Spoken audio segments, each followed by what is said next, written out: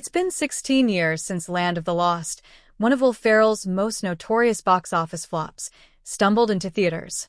Marketed as a comedic reimagining of a beloved 1970s kids show, the 2009 film was met with critical disdain and commercial failure. But as the original Land of the Lost prepares for its latest reboot, fans and critics alike are reflecting on the strange journey this franchise has taken, and why the bizarre brilliance of the original series still hasn't been truly captured by any of its successors. The 1974 original, low-budget, high-concept. Created by Sid and Marty Krofft, Land of the Lost debuted in 1974 as part of a Saturday morning lineup that usually favored light-hearted fare. But Land of the Lost was something else entirely, an unexpectedly sophisticated science fiction survival tale disguised in the trappings of rubber dinosaurs and campy effects. It followed the Marshall family, who were sucked into a strange dimension populated by dinosaurs, alien technology, and a variety of mysterious species, most famously, the lizard-like Sleestak. What made the original show endure wasn't just its kid-friendly premise. It was the commitment to world-building. Time loops, dimensional portals, and intelligent alien species were regular plot devices, and real science fiction writers like Star Trek's Walter Koenig and Logan's Run author David Gerrold wrote episodes. Beneath the budget limitations was a rich mythology and a genuine sense of mystery that pushed the limits of Saturday morning television.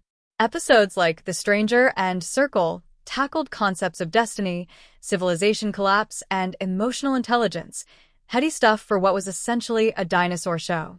Even with limited resources, the show conveyed a surreal and almost haunting atmosphere, the kind that lingers in the mind long after childhood ends.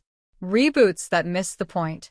Land of the Lost has now been reimagined twice, once in the 90s and once on the big screen, but neither version truly recaptured the eerie, metaphysical weirdness that made the original a cult phenomenon.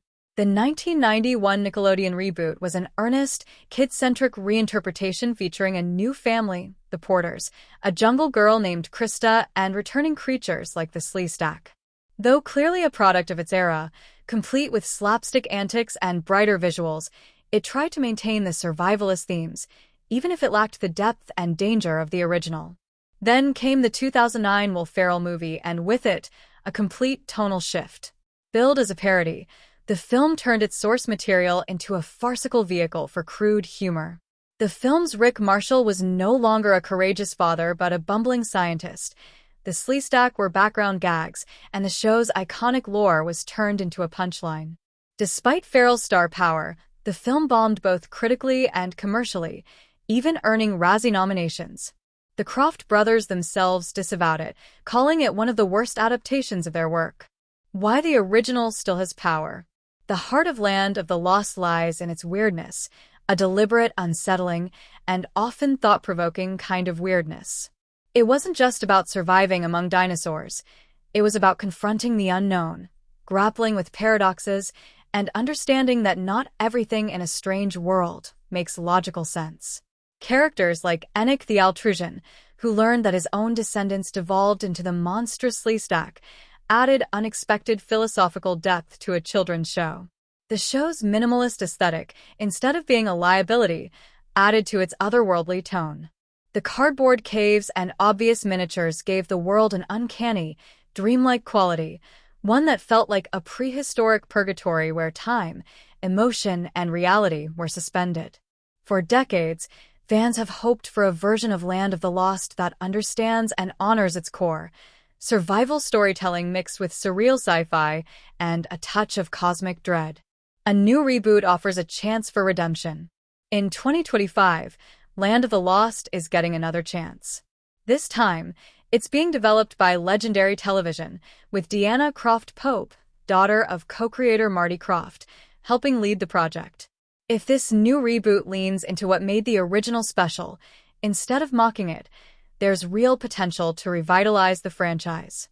Modern audiences are more open than ever to strange, philosophical science fiction, as seen in shows like Dark, Stranger Things, and The OA. The trick will be resisting the urge to parody the source material or oversimplify it. A successful Land of the Lost reboot would focus on survival, mystery, and family, and build a universe where strange creatures and stranger physics reflect a deeper emotional and psychological journey.